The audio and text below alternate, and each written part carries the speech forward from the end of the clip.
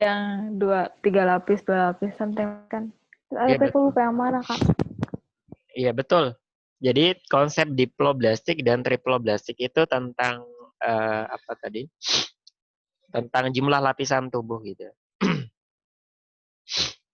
Nah, pertanyaannya dari 4 itu yang triploblastik yang mana?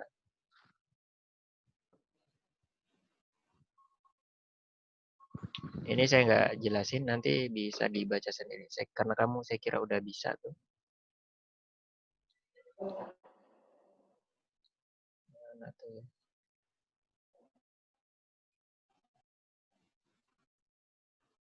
Nanti dibaca sendiri, intinya untuk klasifikasi hewan, jadi animal, ya, dia dikelompokkan menjadi 9 filum. Ini ada 9 filum. Mulai dari Porifera nomor 1 sampai yang paling tinggi Chordata, nomor 9 ini. Untuk mengelompokkan mereka, kita pakai 5 ciri. Ya, ini 5 ciri. 1, ciri tentang diploblastik dan triploblastik. Jadi secara umum diploblastik itu diploblastik itu Porifera dan Coelenterata aja. Selain keduanya itu udah triploblastik. Itu aja cara menghafalnya. Porifera itu apa contohnya? Spons, spongi, Coelenterata Itu ya, ubur. betul, Ubur ubur-ubur, bukan. betul ubur-ubur, ubur-ubur ya. Oke. Nah, selain itu masih ada ringkasnya. Adapun penamaan diploblastik dan diploblastik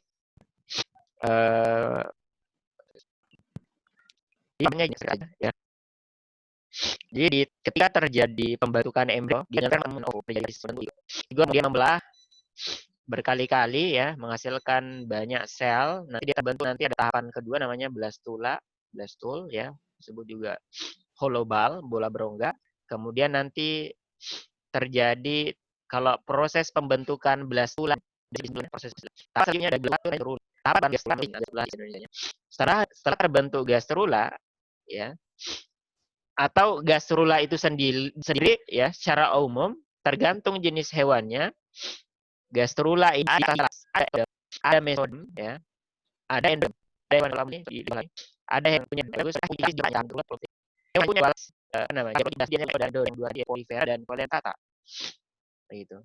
Maka nanti setelah terbentuk gastrula, ringkasnya masing-masing 3 lapis pada gastrula mengalami organogenesis, yaitu tahapan pembentukan organ ya. Maka terbentuk nanti fetus bayi yang ada kulit, saraf dan itu di tulang dan otot, ringkasnya. Kemudian endodem di saluran cerdas.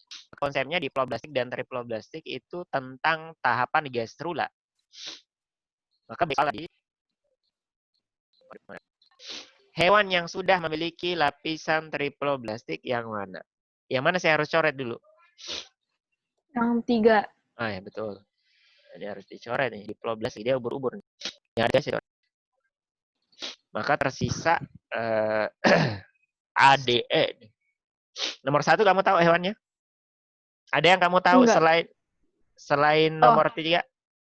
4 itu amuba. Amuba itu bukan Bukan ya? hewan. Itu cacing pipih bukan? Betul, Bukan ya? flatworm. Flatworm, tahu? Flatworm? Tahu. Cacing pipih ini lebih detailnya dia pelana ya. Pelatihan 4 harus masuk dan dia yang ada 4-nya. Berarti ini ada gambarnya jelek ya. Ini nggak salah ya. Ini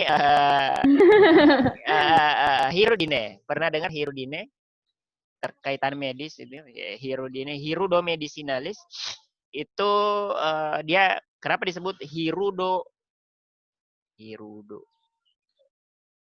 Nama latinnya medicinalis. Karena di medis untuk, tapi diantaranya biasanya dipakai untuk apa tuh ya? Darah bukan? Betul, hisap darah. Betul, lintah. Udah ketahuan tuh hewan. Lintah. Ya, lintah masuk kelompok apa? Latihan dia adalah film ketiga, latihan mitas ya. Ini untuk Andi dan Sunda dia film ke dua nama yang kuat. Ini yang mau 2 saya tahu hewan apa nomor 2. Kemungkinan dia masuk kalau bukan perifera, dia masuk kelompok koelenterata. Iya. Oke, kita ke soal selanjutnya. Salah satu jenis fungsi antena pada kelompok arthropoda. Ya, ini dia masuk filum ke berapa tuh ya? Dia masuk filum ke-7 ya. Nanti kita ini. Pertanyaannya, dia punya antena tuh digunakan sebagai alat indra ya, pertanyaannya tapi ada di antara mereka yang nggak punya. Nah, apa yang punya? Dia punya 4 kelas. Oke. Yang punya. Inilah ya. Terus, berarti nomor di atas. Hewan yang nggak punya chelicera terdapat pada nomor. Chelicera itu apa, Kak? Chelicera jadi awalnya arthropoda itu terbagi jadi 4. Ya, awalnya terbagi jadi 4. Jadi kamu ada arachnida, kemudian ada siot dan kemudian insect. Nah, mungkin ada di antara makhluk hidup ditemukan baru ini Bu. Apa tuh bahasa Inggrisnya? Jadi dia bahasa Indonesia ini kalau horse rat seperti itu, tapal kuda. Hewan ini hanya geser. Ya, maka 3 itu masuk. Pembahasannya gini. Jadi tadi itu ada banyak ada Ustazeda, ya. Kemudian ada jaringan, kemudian Miporekinya. Kak, dulu aku dipanggil tadi, bentar dulu. Oh, ya. Dulu bentar ya, Kak.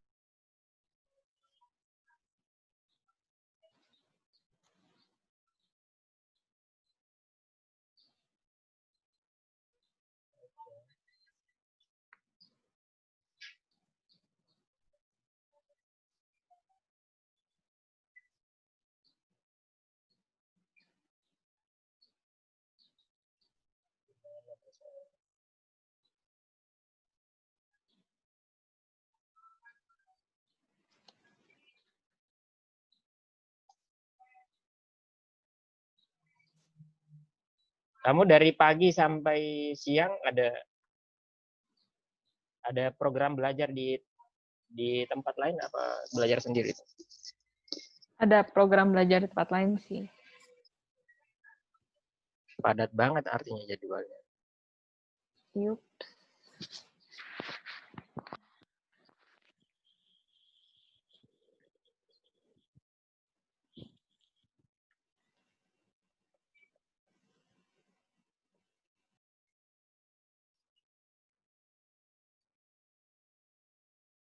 Ntar saya share dulu.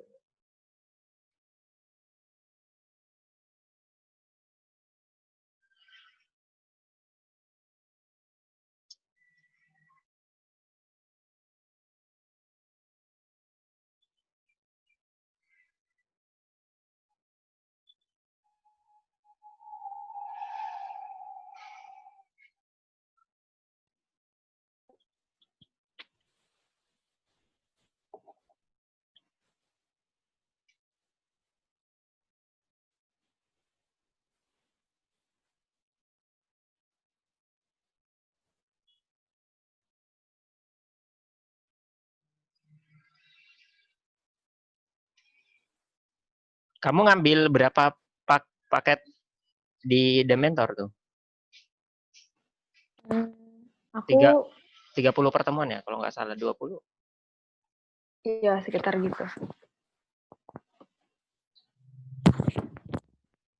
Diminta bayar berapa itu, Alexa?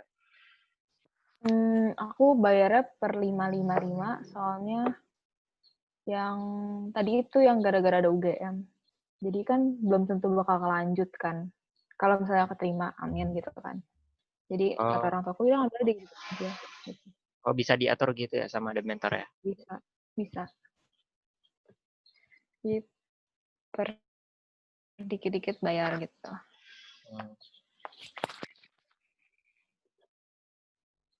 Kalau keterima ada diminta bayar nggak? Dari UGM ya? Enggak, dari Dementor. Oh, kalau keterima, Ada nggak? keterima UGM? Ada nggak kayak gitu? Soalnya saya kan di bimbel lain ada juga tuh ya. Ada bimbel lain, saya apa namanya, saya ngajar di bimbel lain gitu, di bimbel sana itu ya kalau keterima misalnya kedokteran ada siswanya itu diminta nambah. Setahu saya, nggak Oh tahu iya.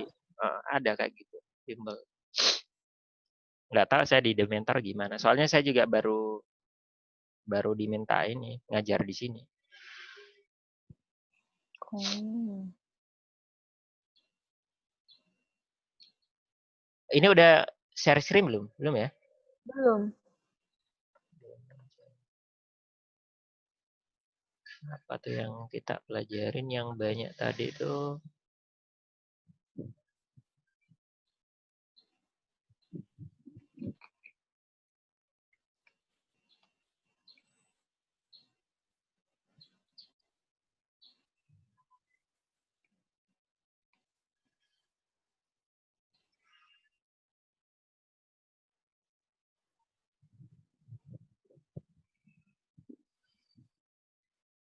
Oke, ini aja yang gampang.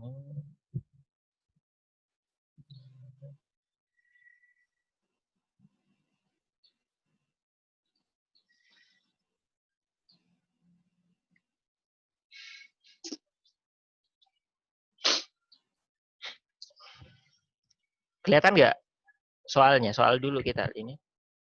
Kelihatan. Kelihatan ya. Saya siapin slide-nya. Nanti saya bahas pakai ini aja, papan tulis.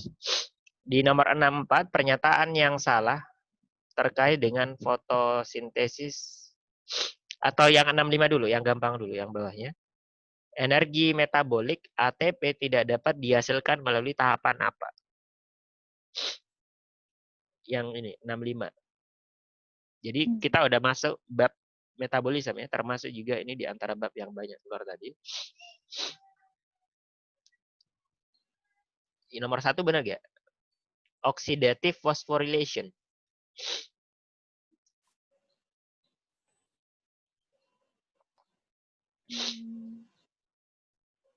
Benar. Benar. Menghasilkan ATP. Tidak dihasilkan ATP.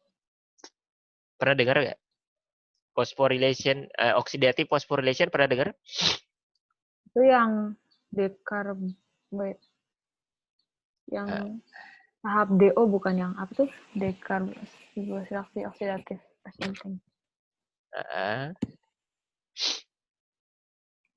Ada nggak ATP dihasilkan di oxidative decarbokylation?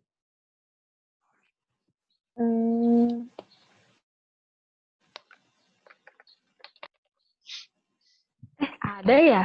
Kalau nggak salah. Ada nggak? Berapa tahap toh yang kamu pelajari di sekolah? Aku sekolah belum nyampe situ. Jadi awalnya aku coba belajar dari bimbel kalau gitu.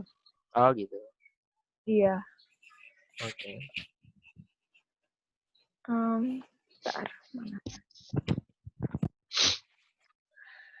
Ada glikolisis. Nah, betul. Nah, itu tentang itu. Betul.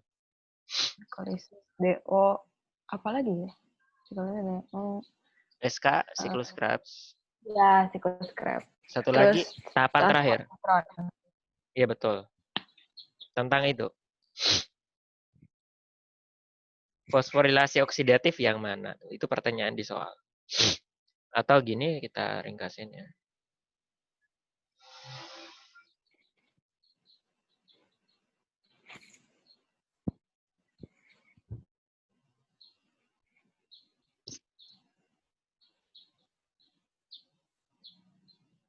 Kelihatan jelas gak nih papannya? Kelihatan jelas. Aku belum siapin slide-nya, jadi kita coba pakai papan tulis ya. Kalau efektif ya kita lanjutin. Jadi kalau belajar konsep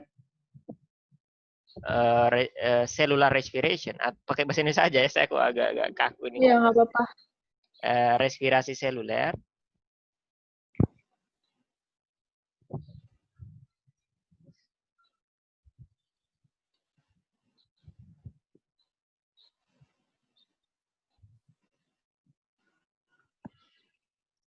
Ya, tahapannya ada Hah? Tulisnya kebalik gitu ke mirror.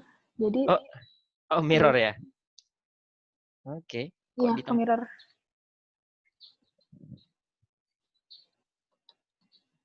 mana tuh pengaturannya? Kok tempat saya normal ya?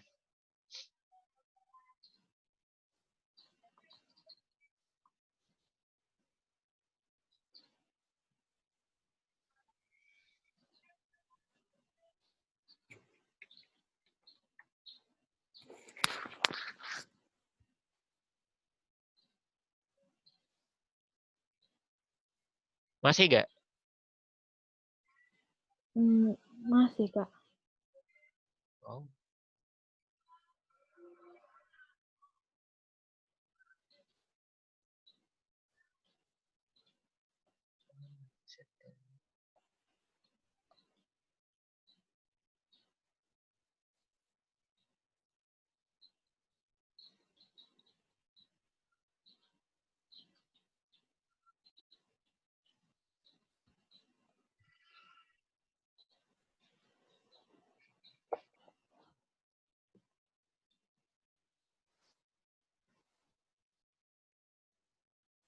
Nggak ada perubahan ya?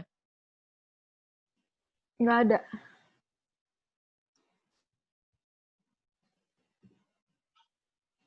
Saya pernah nyoba kemarin ngajar kok nggak bisa ya sekarang.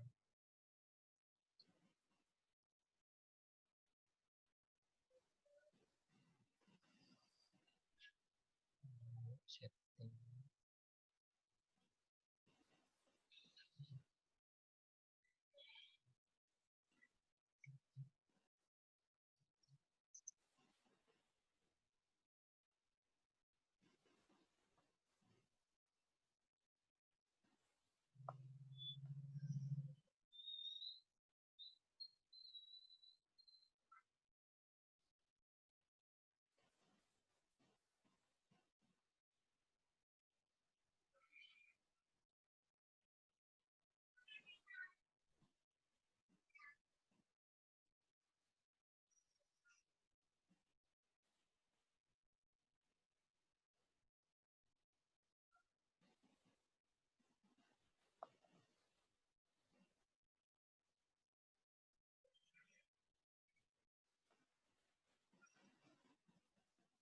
Masih? Masih, Kak. Walah. Ya udah kita coba pakai apa ya? Ini nggak bisa.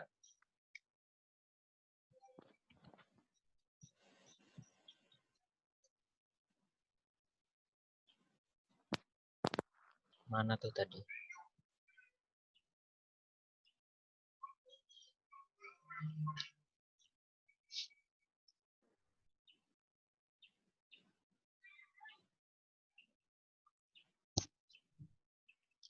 Gini aja. Jadi kita ringkasin gini. Mana tuh draw?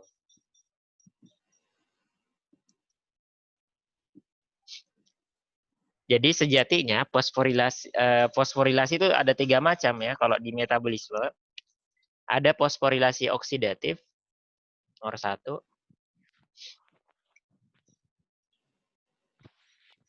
Ya. Kemudian nomor 2 tuh ada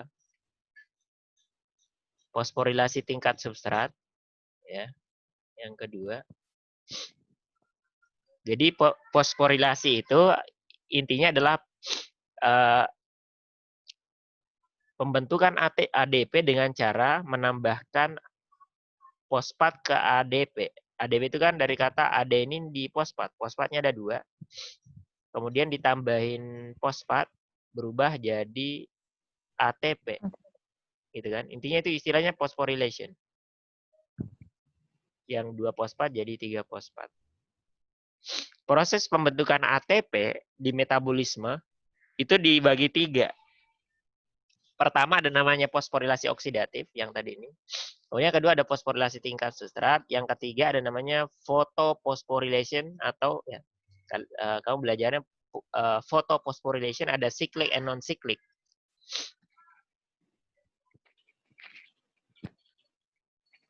Photophosphorylasi.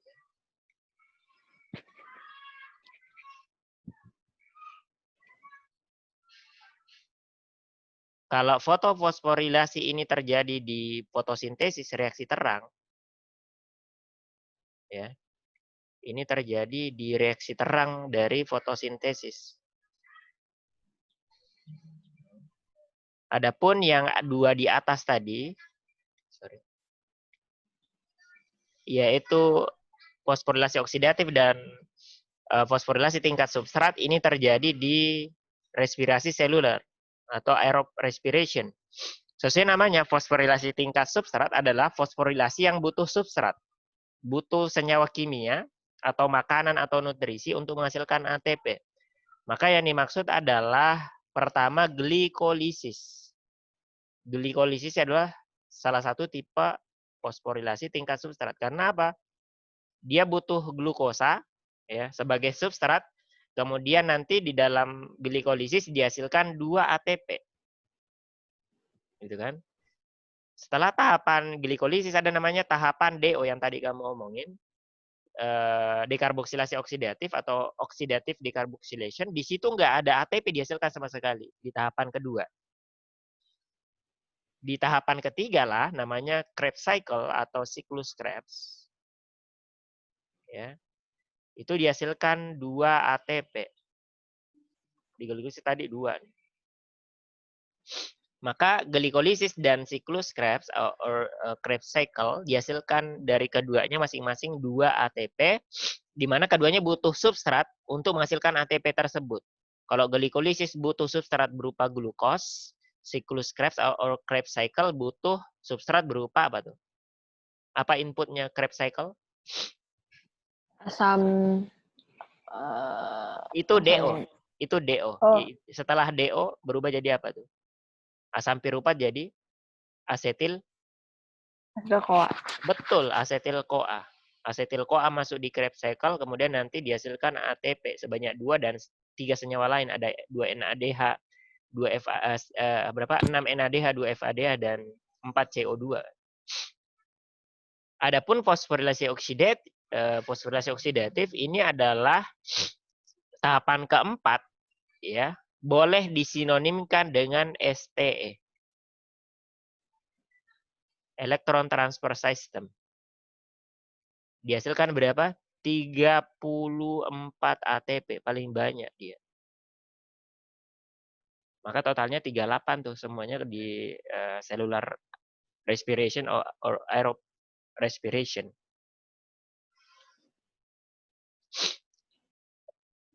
Maka nomor 65,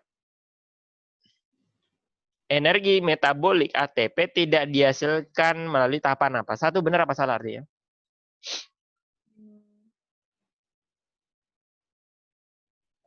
Satu salah. Salah. Dia dihasilkan paling banyak. 1 salah, 3 salah. 4, nomor 2, sorry. 2 sama kayak yang pertama bukan, Kak? Iya, sama. Oh, Sama ya. ya, Ini ST.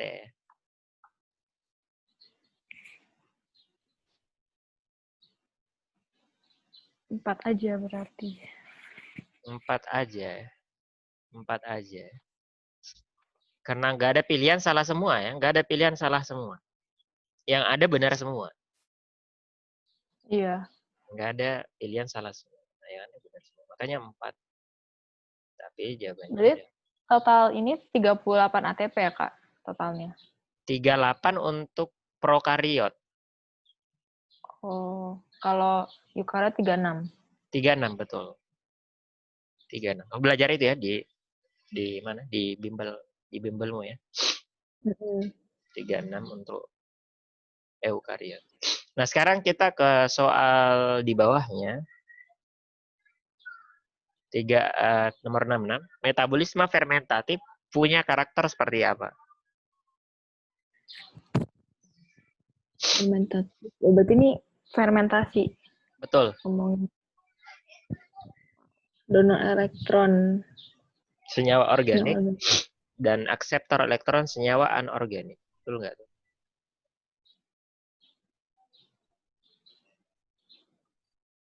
Donor elektron. Paham donor elektron apa? Enggak paham, Kak. Oke. Ringkasnya gini. Mana tuh saya nulis ya. Jadi ini kita nggak punya papan tulis, kita pakai ini aja ya. Jadi menjelaskannya gini.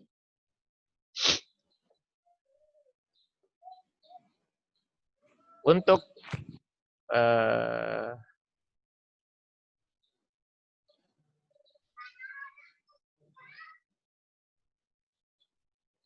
metabolisme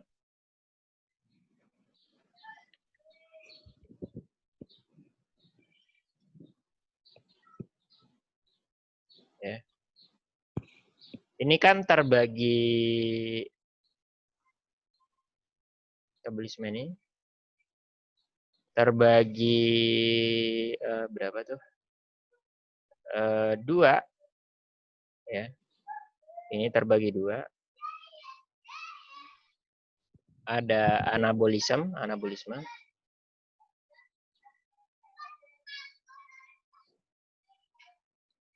Ada katabolisme.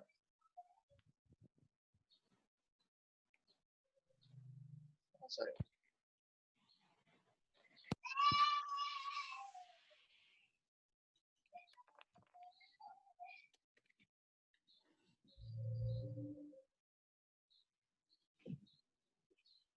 Anabolisme, masih ingat anabolisme?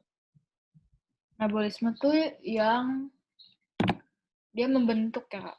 Berarti Iya. dia fotosintesis. Contohnya?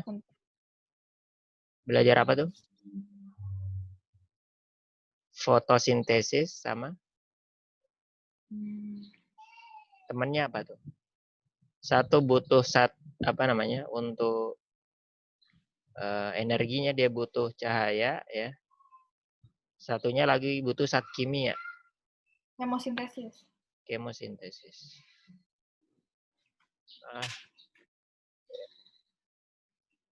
Nah, adapun untuk katabolisme ini terbagi banyak sebenarnya ya. Tapi bisa kita bagi 2 aja.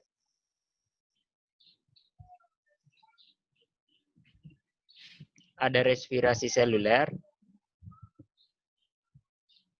yang kita bisa bagi 2.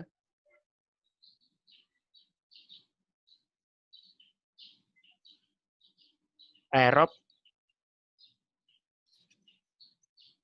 anaerob,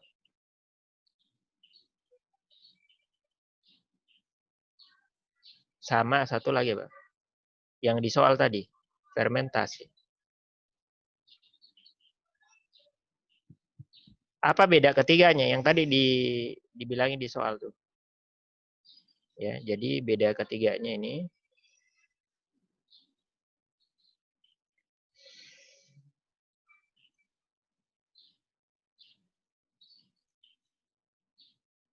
pertama adalah tentang donor elektron. Yang terakhir, akseptor tadi, akseptor elektron.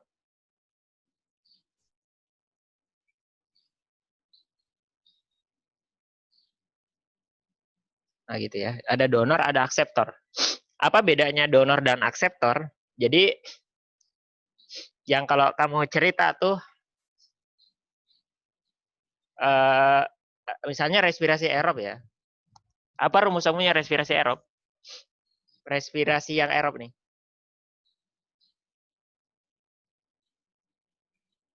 Rumus C6. C6 H12O6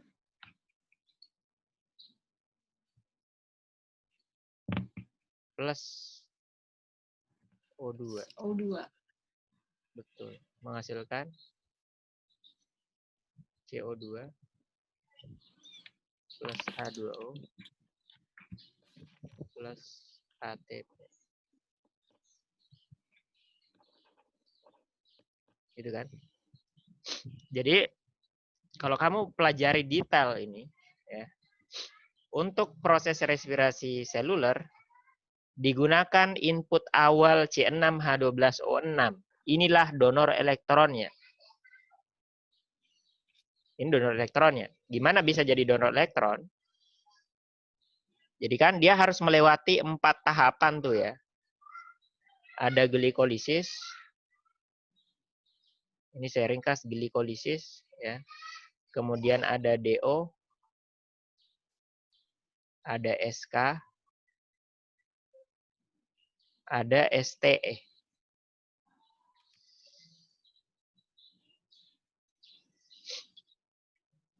Ya. Di tahapan glikolisis, C6H12O6 atau glukos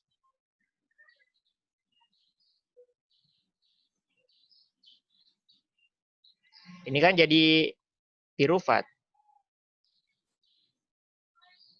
Piruvat ini, ketika dia dirubah jadi piruvat, itu sejatinya terjadi namanya oxidation.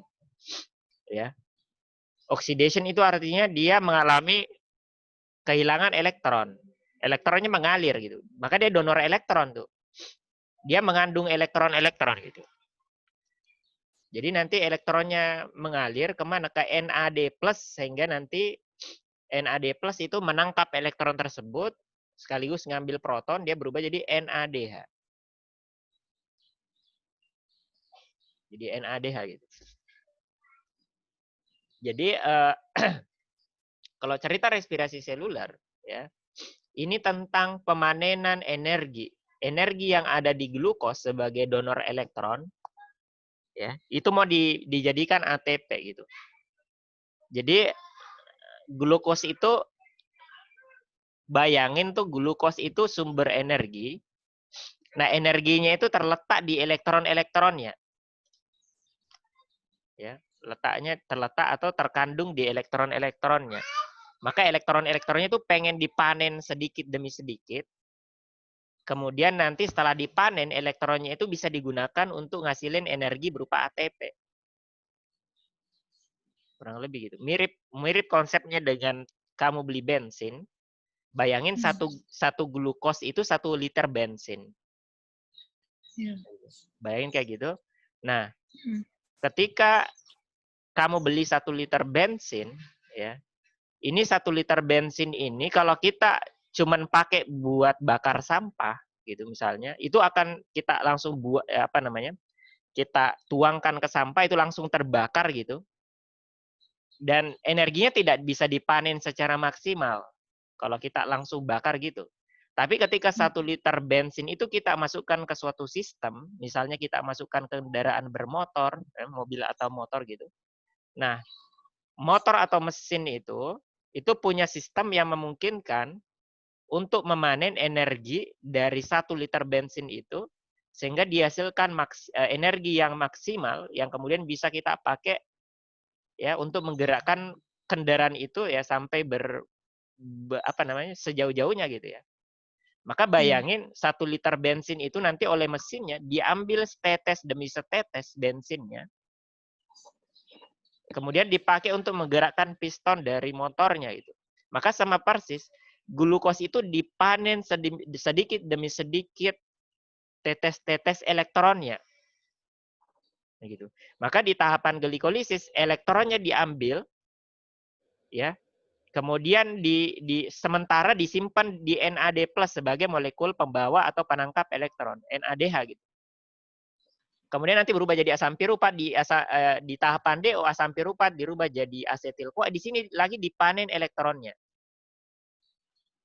Ya. Ini dihasilkan NADH di sini. Sebanyak 2 juga di sini, ya. Sorry saya agak susah menjelaskan karena kita nggak bisa pakai papan tulis ini. Kemudian asetil-CoA di siklus Krebs lagi dipanen lagi, malah di sini pemanenan paling besarnya ya di siklus Krebs ini. Di sini dihasilkan paling banyak ya 6 FADH, 6 NADH ya. Dan berapa tuh? 2 FADH. Di glikolisis tadi 2 ya. Di DO juga 2 tuh. Maka totalnya ada 10 NADH yang masuk ke STE, sistem transfer elektron, dan 2 FADH.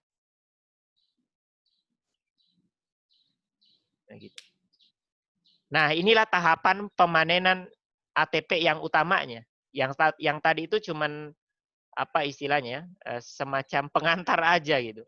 Nah, di tahapan yang terakhir ini, masing-masing NADH dan FADH istilahnya dioksidasi gitu ya. Ketika dioksidasi, NADH itu ceritanya pecah. Jadi NAD plus elektron plus H plus. Nah, ini ada elektron. Ya. Ketika elektronnya mengalir ini, agak-agak susah nih jelasinnya. Coba kamu belajar membayangin aja nih. Nah, ketika elektronnya ini udah apa namanya? Udah dihasilkan gitu ya. Nah, sesuai namanya sistem transfer elektron. Sistem yang memungkinkan elektron ditransfer. Jadi bayangin tuh ketika elektron ditransfer ya, bayangin itu ada di dalam membran sel ditransfer dari tempat tinggi ke tempat rendah elektronnya. Jadi dia turun gitu ya. Ketika dia turun ini, turun ke bawah, itu ada energi yang kemudian digunakan ya.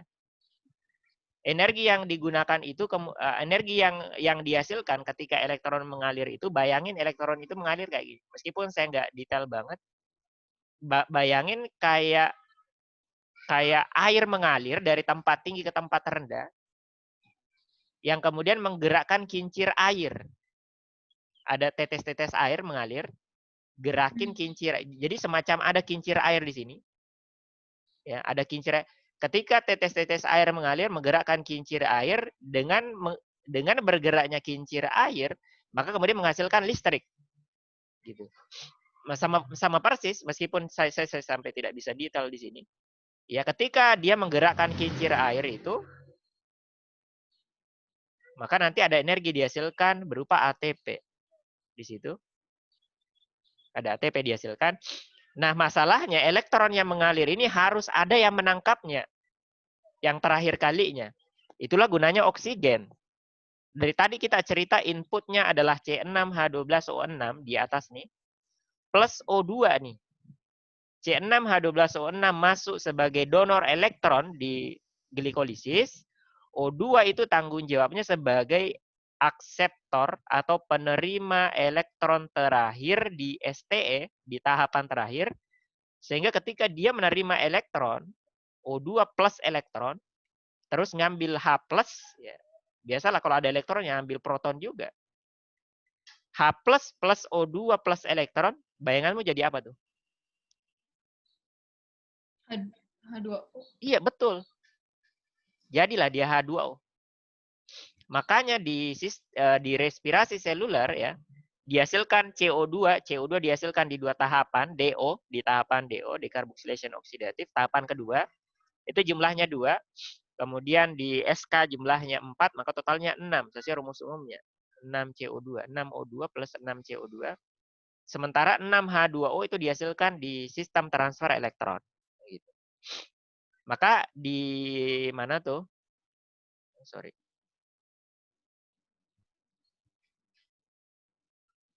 Maka di respirasi aerob ya kita ringkas-ringkas. Habis ini ada pelajaran apa tuh? Kimia. Kimia ya, Mbak Leni itu.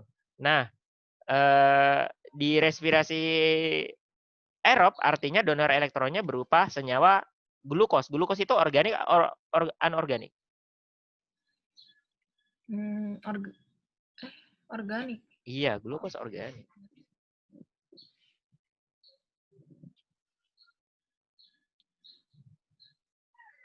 Akseptor elektron terakhirnya apa tadi? Oksigen. Oksigen itu organik or anorganik? Anorganik. Betul.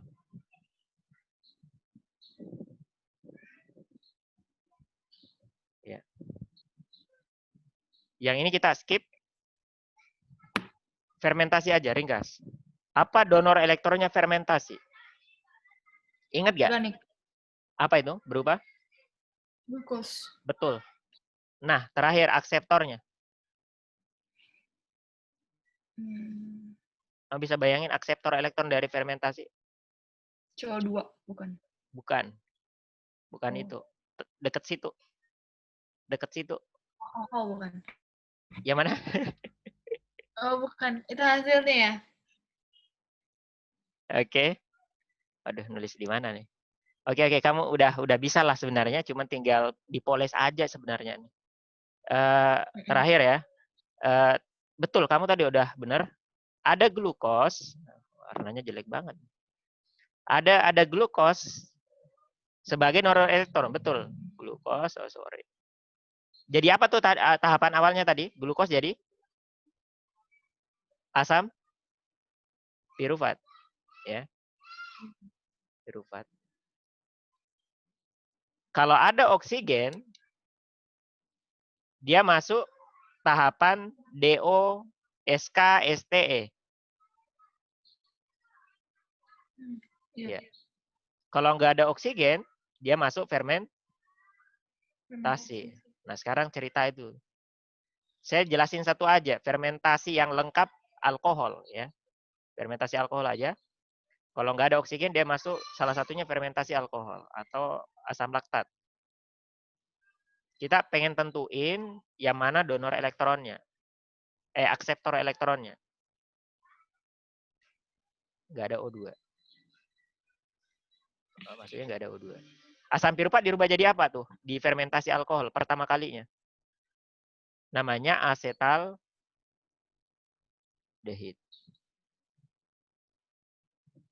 Asetaldehid. Aduh. Asetaldehid. Baru jadi etanol atau alkohol.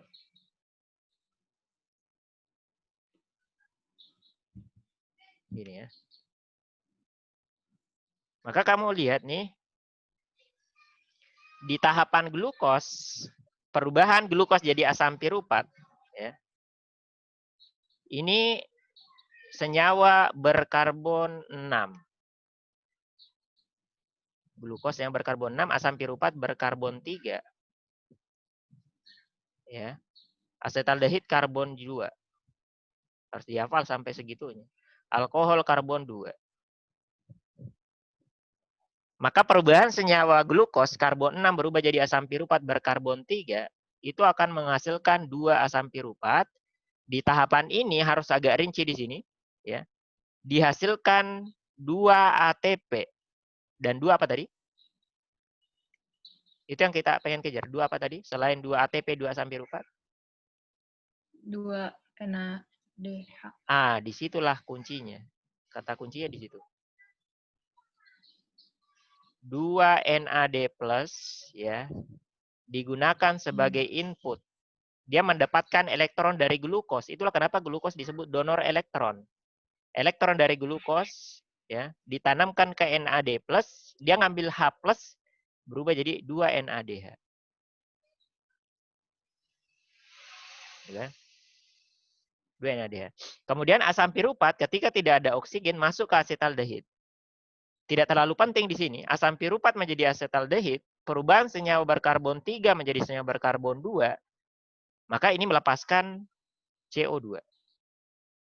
Itu aja dia, ya. Karena ada 2 asam piruvat, ada 2 asetaldehid, dihasilkan 2 CO2. Ini titik pentingnya. Perubahan 2 asetaldehid menjadi alkohol, apa yang terjadi di sini? Jadi kalau kamu lihat, dari asam piruvat menjadi alkohol itu sama sekali nggak ada ATP dihasilkan. Padahal kan tujuan fermentasi itu menghasilkan ATP. Ya. Karena tidak ada oksigen tadi di tahap untuk respirasi seluler, maka mereka masuk fermentasi dengan tujuan menghasilkan energi meskipun jumlahnya lebih sedikit. Nah, pertanyaannya gini, intinya kan nanti ketika alkoholnya udah dihasilin, nih, alkohol itu bakal dibuang sama mereka. Tujuan mereka bukan menghasilkan alkohol. Nah, pertanyaannya kenapa enggak asam piruvat aja yang dibuang? Kenapa harus dirubah dulu jadi asetaldehid atau dirubah dulu jadi alkohol baru dibuang? Kenapa enggak asam piruvatnya aja langsung yang dibuang? Padahal di tahapan asam piruvat sampai alkohol itu enggak ada ATP dihasilkan. Jadi sepertinya sia-sia aja perubahan ini. Asam piruvat sampai alkohol itu tidak ada manfaatnya sepertinya. Gitu ya. Ternyata di situ alasan ilmiahnya kenapa? untuk proses glikolisis kalau kamu lihat, untuk menghasilkan ATP dari glukosa jadi asam piruvat itu butuh input berupa 2 ATP dan 2 NAD+. Jadi syarat dari glikolisis harus ada NAD+ di sini. Gitu. Itulah gunanya fermentasi, yaitu menghasilkan NAD+. Makanya di sini nanti di tahapan asetaldehid jadi alkohol, NADH yang udah capek-capek dibikin di glikolisis dipecah lagi tuh. 2 NADH dipecah lagi jadi 2 NAD. Kenapa? Biar 2 NAD ini bisa dipakai untuk glikolisis berkali-kali. Jadi glukosa berubah jadi asam piruvat dihasilkan 2 ATP. Gitu kan? Tanpa adanya NAD+, tidak mungkin ada istilah glukosa berubah jadi asam piruvat. Maka ketika tidak ada NAD+, maka NAD+ harus dibuat. Caranya gimana? Asam piruvat dirubah jadi alkohol tadi ya dengan 2 tahapan. Kemudian dihasilkan NAD+, kemudian glikolisisnya bisa menghasilkan ATP lagi. Ada 2 NAD+, glikolisis berlangsung lagi menjadi asam piruvat dihasilkan 2 ATP. 2 ATP, 2 ATP, 2 ATP, 2 ATP, 2 ATP, dan seterusnya. Meskipun jumlahnya sedikit, setidaknya ada penambahan ATP daripada enggak sama sekali. Maka kalau kamu lihat di sini, yang menjadi akseptor elektron terakhirnya mana tuh? Ini ada NADH, elektronnya diambil. Yang menangkap elektronnya siapa tuh?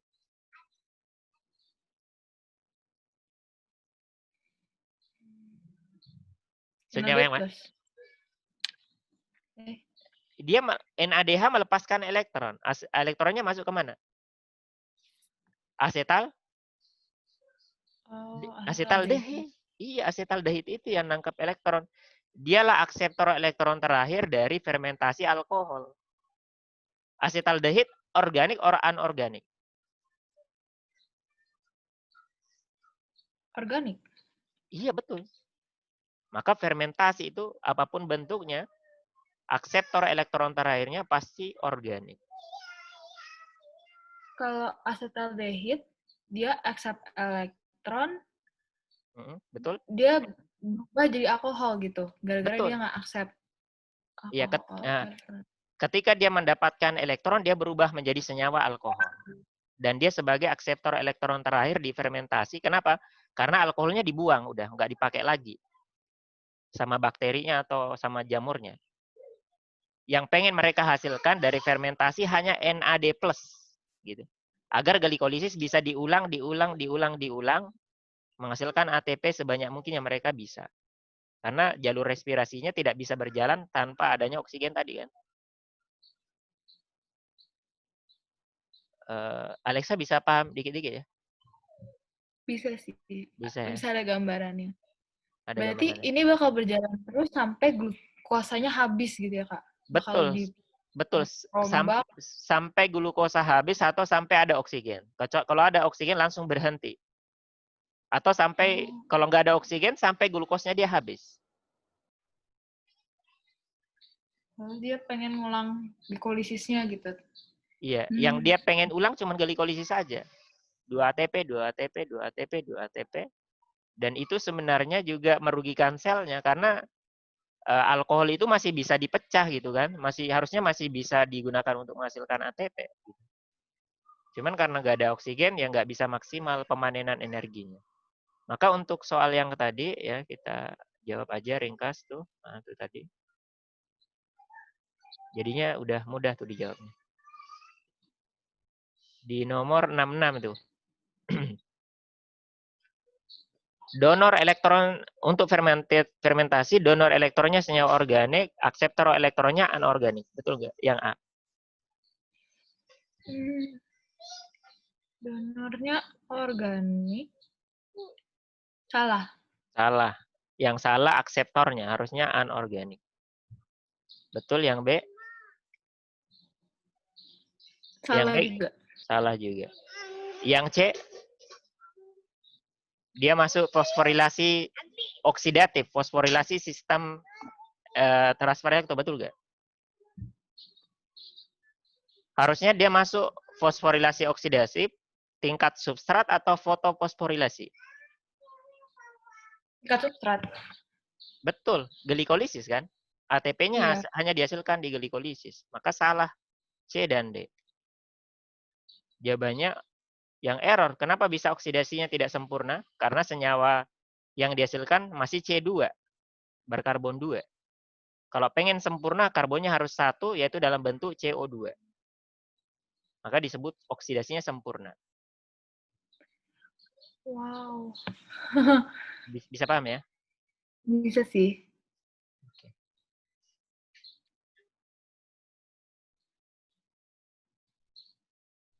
Mana lagi tuh? Tadi Kak, dia bukan fosforilasi oksidatif itu karena dia tingkat substrat ya Kak? Betul, Harusnya, yang benar. betul. Oh. Glikolisis dia. Saya pilihin soal aja yang udah saya jelasin tanpa ini ya. Soalnya gak ada slide-nya. Agak susah saya nulisnya. Yang lainnya ini fotosintesis saya butuh banyak menggambar. Ini saya agak kesulitan. Kita ke soal yang lain aja dulu, ringkas-ringkas. Mana tuh yang ringkas tuh? Kamu udah pernah download soal SIMAK ya? Pernah. Udah ada ya? Oke. Yaudah ini aja yang ringkas nih, nomor 54. Mungkin masih ingat konsepnya. Ini bab yang banyak juga keluar soalnya tentang DNA, RNA, transcription, translation, and protein synthesis. Di nomor 54, perhatikan struktur molekul di atas. Bagian yang punya purin dan pirimidin adalah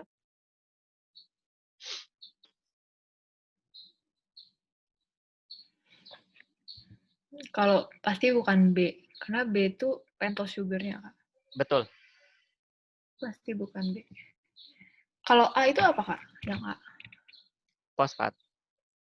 Oh, bukan. Berarti yang C. Artinya yang C ya. Nah, itu basa nitrogennya. Biasanya sih memang posisinya di sebelah paling kanan. Iya.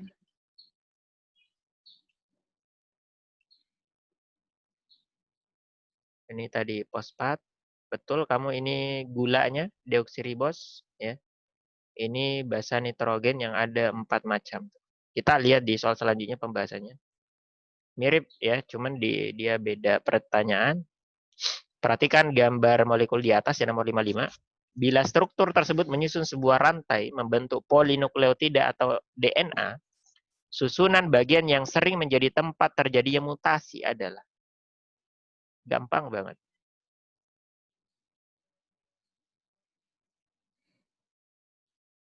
Yang termutasi yang mana? Fosfat, gula pentosa, apa basa nitrogen yang bisa berubah-berubah?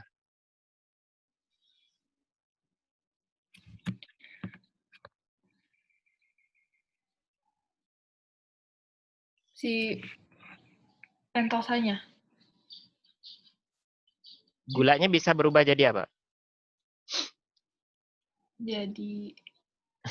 Jadi berkarbon 6, ini kan berkarbon 5 ya. Iya. Yang berubah yang mana? Jawabannya yang basa nitrogen juga lah. Oh.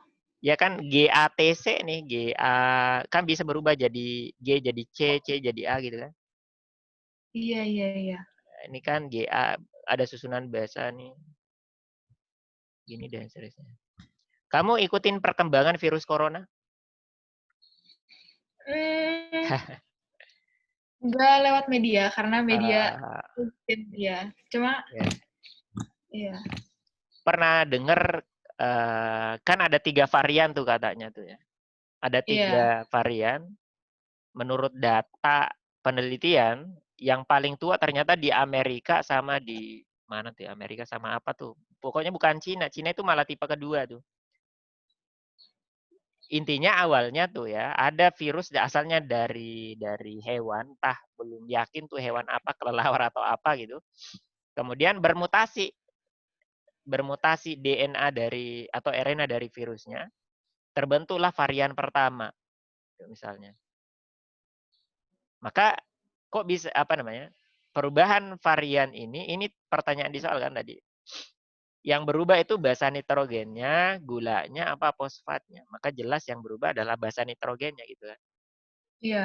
Maka muncul varian 1, yang varian 2 bisa aja asalnya dari hewan asalnya tadi, dari kelelawarnya, atau bisa aja asalnya dari varian satunya tadi ya.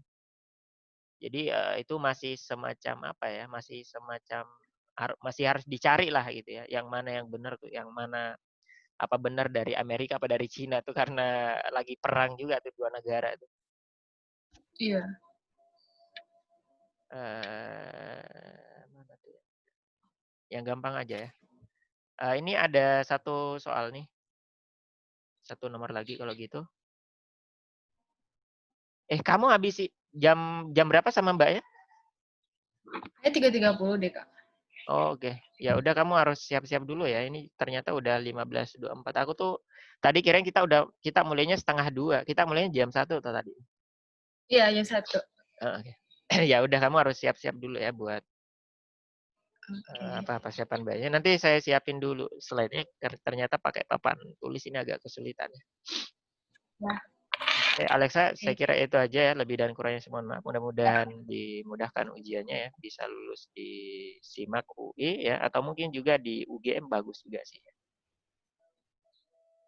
Ya udah, kita tutup ya. Iya, makasih, Kak. Ya.